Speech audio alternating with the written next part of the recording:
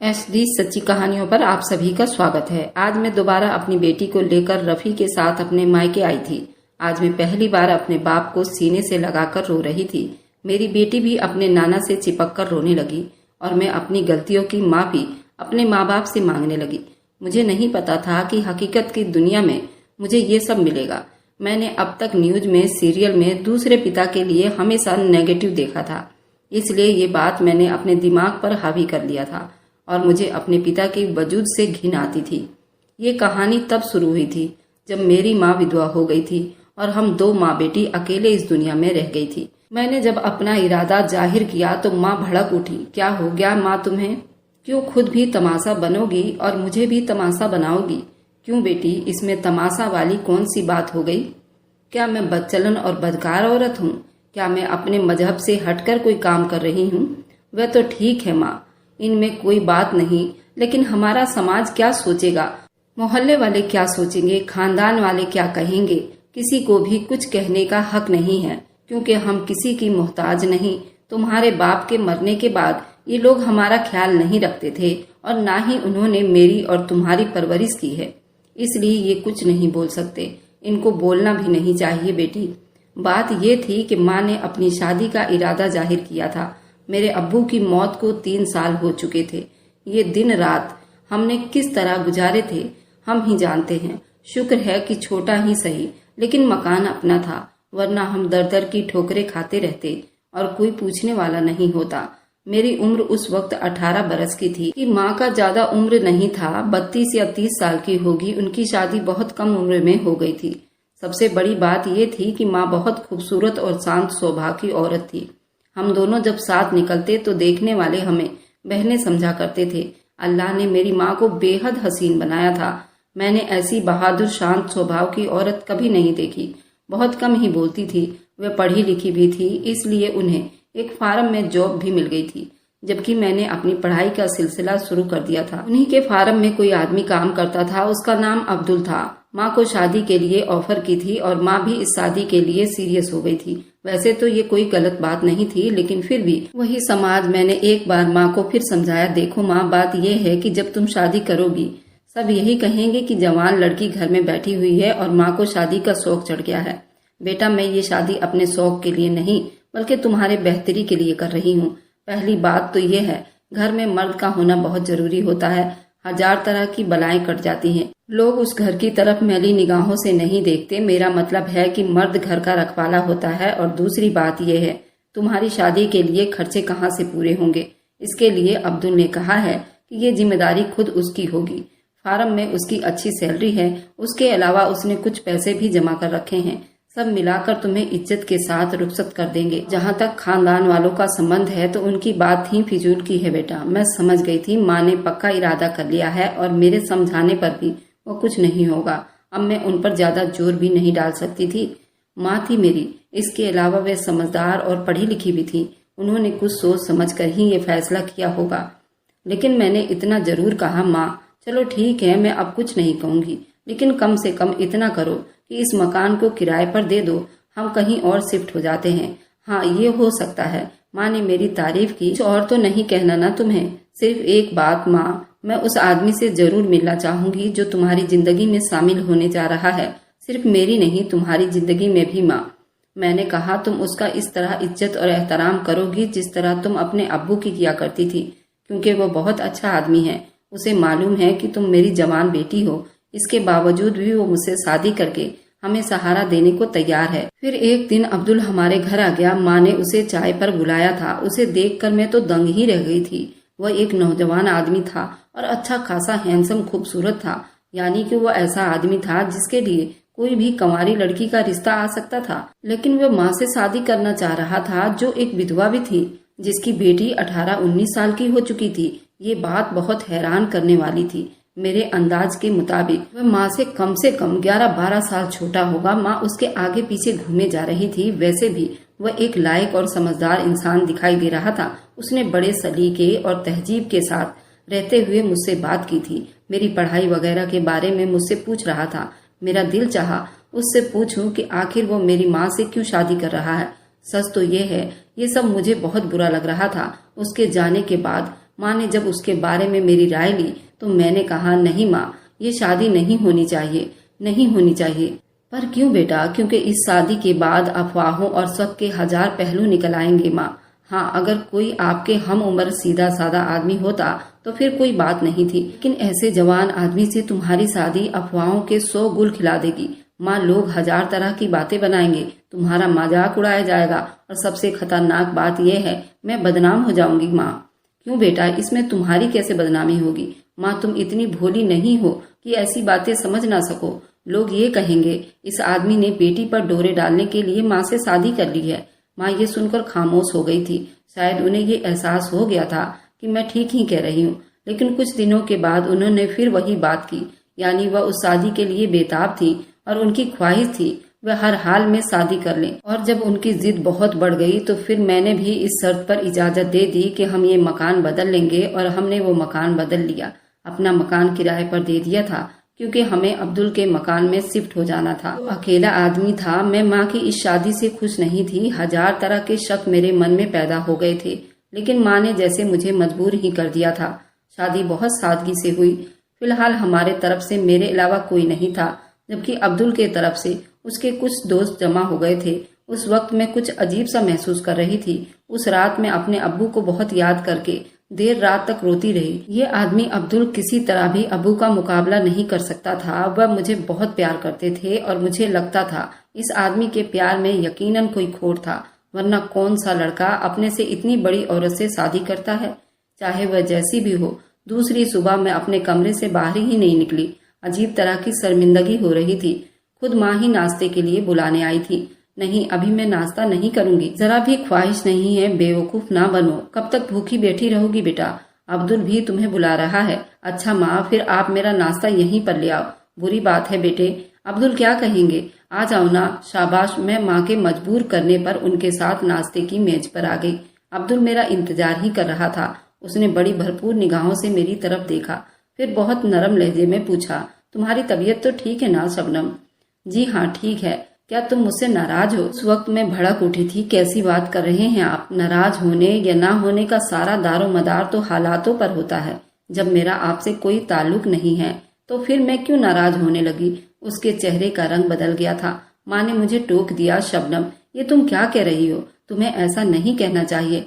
नहीं, आप कुछ ना कहें, अब्दुल ने माँ से कहा। शबनम की कसमुकस को मैं समझ रहा हूँ। उसने जो कुछ भी कहा है शायद ये मुझे स्वीकार नहीं कर पा रही है, इसलिए उसे मना ना करें।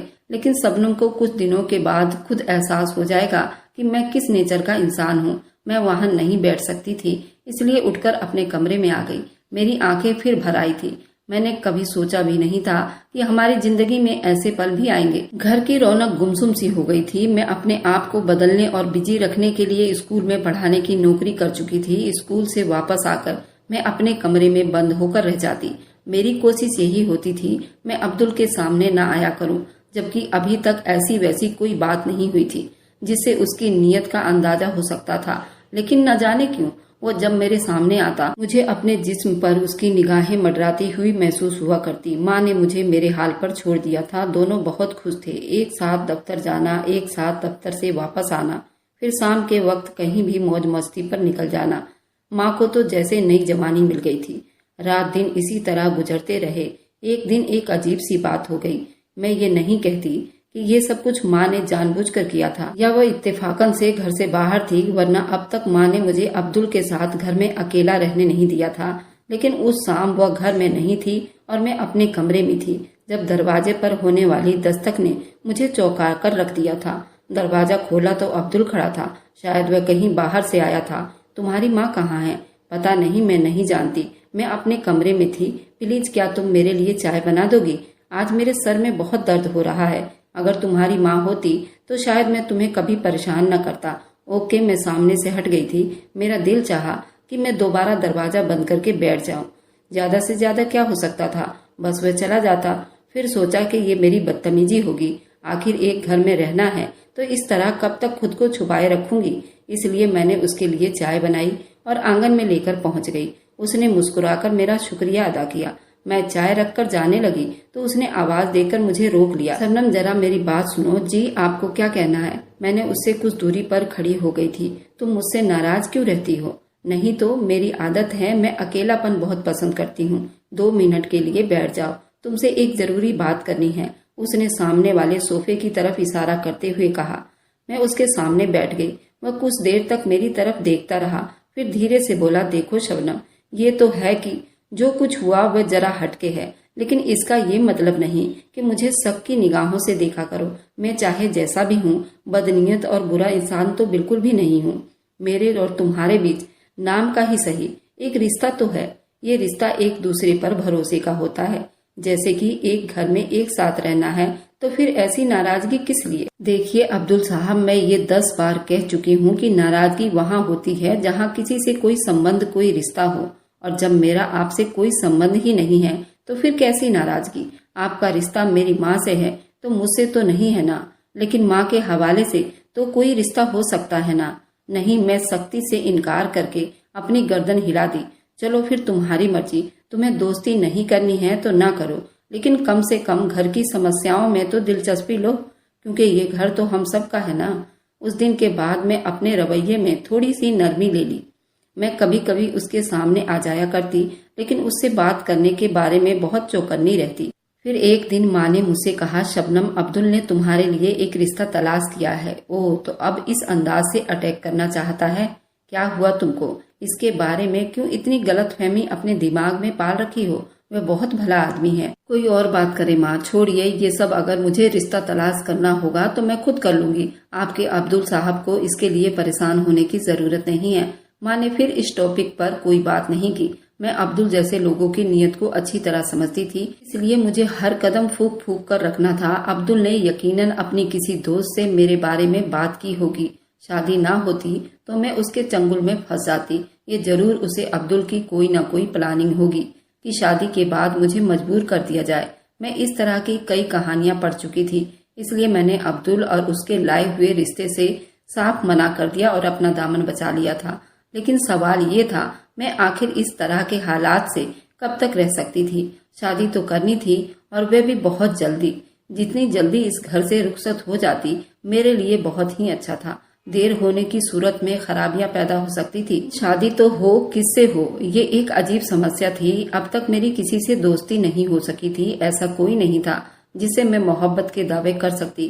किसी ने मुझसे मोहब्बत की कोई बात भी नहीं की थी। ऐसा जिंदगी में कभी कुछ हुआ ही नहीं था। बस एक सीधी सादी जिंदगी गुजरती चली जा रही थी। कोई था मेरा?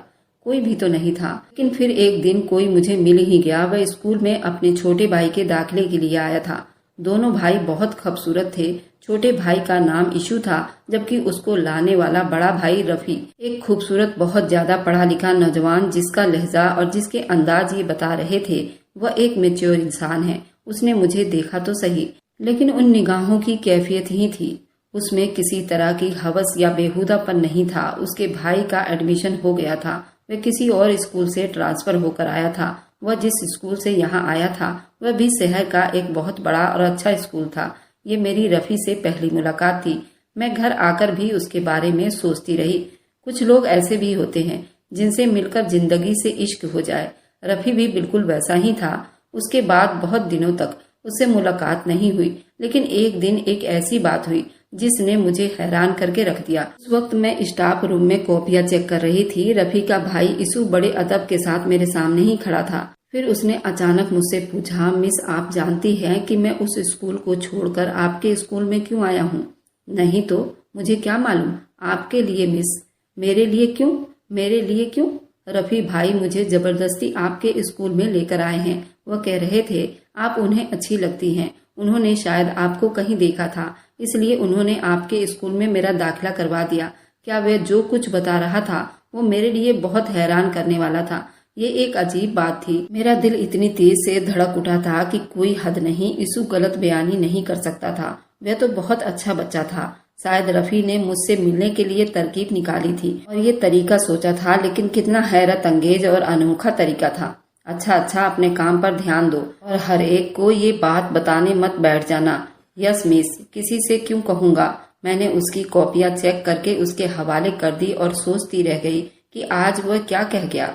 कैसी बात कर दी है उसने। रफी ने मुझे आखिर कहाँ देख लिया था। चलो जो भी है, उसने मुझसे जान पहचान के लिए बहुत अजीब सा रास्ता अपनाया था। फिर एक दिन खुद ही रफी अपने भाई की प्रोग्रेस मालूम करने बहाने से स्कूल आ गया। मैं उसके आने का मकसद समझ चुकी थी। मैंने उसके तरफ देखते हुए पूछा, रफी साहब, आप ये बताइए, आपने अपने भाई को स्कूल में क्यों दाखिला करवाया है? स्कूल की रेपुटेशन अच्छी है इसलिए? रफी साहब प्लीज, मैं सच सुनना चाहती हूँ। आप जो कुछ कह रहे हैं वह आधा सच तो हो सकता है, लेकिन पूरा सच नहीं। ठीक है, तो पूरा सच ये है कि तुम्हारे लिए। पर आखिर क्यों? इसके अलावा अब क्या जवाब दे सकता हूँ कि तुम मुझे अच्छी लगती थी। माफ करना, मैं जरा तुमसे ठीक से बात नहीं कर पा रहा हूँ, लेकिन किसी की पसंद नापसंद कोई पाबंदी नहीं लगाई जा सकती ना। और ये कोई जुर्म या गुनाह भी नहीं है। कभी कभी इंसान के साथ ऐसी समस्याएं भी हो जाती हैं कि इंसान बेबस होकर रह जाता है। ये पसंद का मामला भी ऐसा ही होता है।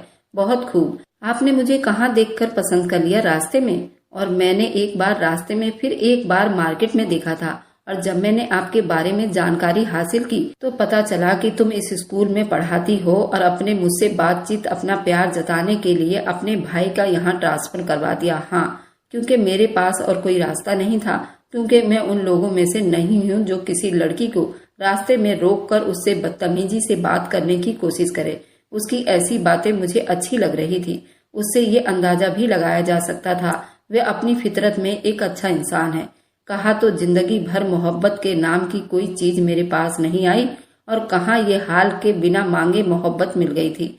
मोहब्बत करने वाला खुद चलकर मेरे पास आया था। मैंने कहीं पढ़ा था, अगर सच्ची मोहब्बत दरवाजे पर आ जाए तो उसके लिए रास्ता खोल देना चाहिए। फिर मैंने रफी के लिए अपने दिल के दरवाजे खोल दिए। हमारी मुलाकातें होने लगी। अब मुझे पूरी दुनिया खूबसूरत दिखाई देने लगी। घर का माहौल भी खुशगवार सा महसूस होने लगा। अब्दुल और माँ ने मेरे मना करने के बाद फिर मुझसे रिश्ते की बात नहीं की थी, और ये अच्छा ही था, वरना खामखा एक दूसरे के लिए बदगुमानी और घर में एक दूसरे से दूरियां पैदा हो जाती। मैं और रफी पूरी तरह से एक दूसरे के हो गए थे। मैं जैसे जैसे उसके करीब होती जा रही थी वैसे वैसे उसकी खूबियां मुझ पर खुलती जा रही थी। उसने पढ़ाई के मुकाबले में कई डिग्रियां हासिल कर रखी थी। एक बहुत बड़ी कंपनी में मैनेजर पद पर था। उसकी फैमिली भी बहुत अच्छी थी। सब पढ़े लिखे थे। उनके घर में ये दो भाई थे, एक तो रफी और दूसरा इसू, जो मेरे ही स्कूल में पढ़ता था। वह एक बहुत अच्छा इंसान था। उसने अभी तक मुझसे ये नहीं पूछा था मैं कौन हूँ, मेरा बैकग्राउंड क्या है। एक शाम मैंने खुद ही ऐसी बात छेड़ दी, रफी तुम मेरे बैकग्राउंड के बारे में क्या जानते हो? शबनम, मैं तो सिर्फ तुम्हें जानता हूँ, तुम्हारे बैकग्राउंड से मुझे कोई दिलचस्पी नहीं। फिर भी जानना तो चाहिए कि मैं कौन हूँ, किस हालत में जिंदगी गुजार रही हूँ। तो चलो तुम ही बता दो। मैंने उसे बड़ी बारीकी से अपने घर की हर बात बता दी। सब कुछ सुन लेने के बाद उसके रवैये में कोई फर्क नहीं आया। चलो मान लिया ये सब कुछ है, तो इससे क्या फर्क पड़ जाएगा? क्या तुम्हें कुछ महसूस नहीं हुआ कि मेरी माँ ने दूसरी शादी कर ली और मेरा बाप एक जवान आदमी है, मेरी माँ से बहुत कम उम्र का है, तो इसमें कौन सी बुराई हो गई? इस तरह के लाखों किस्से हैं। बुराई ये होती है कि अल्लाह ना करे तुम्हारी माँ किसी गलत राह पर चलने लगती। रफी ये तो सोचो, उस आदमी ने मेरी माँ से शादी क्यों कर ली? तुम भी अजीब हो। तुम ये बताओ, क्या उस आदमी ने तुम्हारे साथ कभी कोई गलत हरकत की है? नहीं, अब तक तो ऐसी कोई बात नहीं हुई। फिर भूल जाओ उसको, अपनी फिक्र करो। लेकिन इस कहानी में एक बार जरा खतरे वाली है। अब्दुल किसी आदमी से मेरी शादी करवाना चाहता है, और बात यह है कि उसने ये रिश्ता किसी प्लानिंग के तहत ही सोचा होगा। हाँ, ये बात खतरनाक हो सकती है, और अगर उस आदमी ने ज्यादा दबाव डाला होता तो ये मुमकिन होगा तुम्हारी माँ मजबूर ही हो जाए। इसी बात को तो डर है। फिर इसका सिर्फ एक ही तरीका है कि मैं तुम्हें हासिल करने में जल्दीबाजी करूं। मैं अपने घर वालों को तुम्हारे घर भेज दूं। तुम्हारा क्या ख्याल है? मेरे बैकग्राउंड को जानने के बाद तुम्हारे घर वाले इस रिश्ते के लिए राजी हो जाएंगे? रफी ने जो कहा था वह कर दिखाया। उसने अपने घर वालों को न सिर्फ राजी कर लिया था, बल्कि वो पैगाम लेकर भी मेरे घर आ गए। उस वक्त खुदा जानता है कि अब्दुल ने किस दिल के साथ उनका इस्तकबाल किया होगा। फिलहाल मेरी माँ बहुत खुश थी और उन्हें खुश भी होना चाहिए था। रफी के घर वाले भी लालची नहीं थे। वे लोग ऐसे थे जिन्हें किसी तरह का कोई भी लालच नहीं था। उन्होंने साफ साफ कह दिया था उन्हें सिर्फ लड़की चाहिए। इस रिश्ते के लिए मेरा स्कूल का स्टूडेंट इसू भी आया था। असल वही बच्चा मेरे और रफी के बीच प्यार मोहब्बत का जरिया बना था। वह शायद सबसे ज्यादा खुश था। फिलहाल ये रिश्ता तय कर दिया गया और शादी की तारीख भी रख दी गई और हम दोनों एक हो गए। अब्दुल के मंसूबे धरे के धरे रह गए थे। मेरी ससुराल बहुत अच्छे थे, सबसे ज्यादा रफ़ी अच्छे थे। मैंने सोचा भी नहीं होगा कि जिंदगी में किसी को इतनी खुशियां भी मिल सकती है। एक प्यार करती हुई जिंदगी मेरे साथ साथ चलने लगी थी। हर चीज बहुत खूबसूरत थी। वलीमा के बाद मुझे अपने घर जाना था, लेकिन मेरा दिल नहीं चाह रहा था। इसलिए मैंने रफ़ी से कहा, नहीं रफ़ी, वहाँ मेरा जाने को दिल नहीं चाहता। पर वह क्यों? इसलिए कि वहाँ मेरा कौन है। माँ है तो वह खुद ही आ जाती हैं, अब्दुल है तो उससे मेरा कोई संबंध नहीं है। वह तो ठीक है, लेकिन रस्म रिवाज के हिसाब से तुम्हें जाना चाहिए। बल्कि ऐसा करो, हम चलते हैं और कुछ देर बैठकर वापस आ जाएंगे। हाँ, ये हो सकता है। हम लोग रिवाज के हिसाब से मिठाई वगैरह लेकर पहुंच गए। मेरी माँ और अब्दुल ने खाने पीने का बहुत जबरदस्त इंतजाम कर रखा था, लेकिन मैं बस थोड़ी देर बैठकर वापस जाना चाहती थी। और जब मैं उन लोगों से इजाजत लेकर उठने लगी तो अब्दुल ने मुझसे कहा, शबनम, तुमसे एक बात पूछनी है। जी फरमाइए। तुम ये बताओ, तुमने रफ़ी को कैसे पाया? ये कोई पूछने की बात नहीं है। मैं बहुत खुश हूँ। क्या सही में? जी हाँ, मैं इतनी खुश हूँ कि आप उसका कभी अंदाजा भी नहीं लगा सकते। मैं तुम्हें ये बताऊं कि मैं तुम्हें यही खुशी तो देने जा रहा था। अब्दुल ने मुस्कुराते हुए कहा। क्या मैं चौंक कर उसकी तरफ देखा। हाँ, ये मेरा ही दोस्त है जिसका रिश्ता मैंने तुमसे लगाया था। ये कैसे हो सकता है? बेटा, यही बात हुई है। मेरी माँ ने कहा, जब तुमने अब्दुल के लाए हुए रिश्ते से मना किया तो हम सबने एक प्लानिंग के जरिए इसू को तुम्हारे स्कूल में एडमिशन करवाया। फिर रफ़ी धीरे धीरे तुमसे करीब हो गए और अब अल्लाह के फजलो करम से तुम दोनों एक दूसरे के हो गए हो। मैं बिल्कुल बेवकूफ बनकर उन लोगों की तरफ देखती रह गई। फिर अब्दुल ने मुझसे कहा, शबनम, तुमने ये कैसे समझ लिया था कि मैं किसी साजिश के तहत तुम्हारी माँ से शादी की है? मेरा तुमसे वैसे कोई रिश्ता ना सही, लेकिन तुम्हारी माँ के लिए मेरे दिल में एक मजबूत रिश्ता तो है और उस रिश्ते के हिसाब से मैं तुम्हारा बाप हूँ। तुम मेरे शब्दों पर यकीन करो या ना करो। हाँ बेटी, अब क्या कर सकते हैं? तो मेरी माँ ने मुझसे पूछा। अब मैं उसके अलावा और क्या कह सकती थी कि आज से मेरा रिश्ता बहुत ज्यादा गहरा हो गया है। मेरी आंखों में आंसू आ गए थे। अब्दुल ने प्यार से मेरे सर पर हाथ रख दिया था। अब हम सब बहुत खुश हैं। मैं एक बेटे की माँ बन चुकी हूँ और अब्दुल मेरे लिए एक बाप की तरह हैं। और मैं सोचती हूँ कि मेरे अल्लाह, क्या इस दौर में भी ऐसे लोग हुआ करते हैं? हमेशा याद रखें कि पांचों उंगलियां बराबर नहीं होती है। हमें रिश्तों के बारे में इतना डरा दिया गया है कि हम अपने ही रिश्तों पर विश्वास नहीं करते और सबकी निगाहों से देखते रहते हैं। अगर आपको आज की कहानी पसंद आई है तो वीडियो को जरूर लाइक कीजिएगा और अपने दोस्तों के साथ शेयर भी कीजिएगा। और हाँ, अगर अभी तक हमारे चैनल को आप लोगों ने सब्सक्राइब नहीं किया है तो जाकर सब्सक्राइब करिए। कल मिलते हैं एक नई दिलचस्प कहानी के साथ। मुझ पर सदा अपना प्यार और स्नेह बनाए रखें। सभी को मेरा प्यार भरा नमस्कार दोस्तों।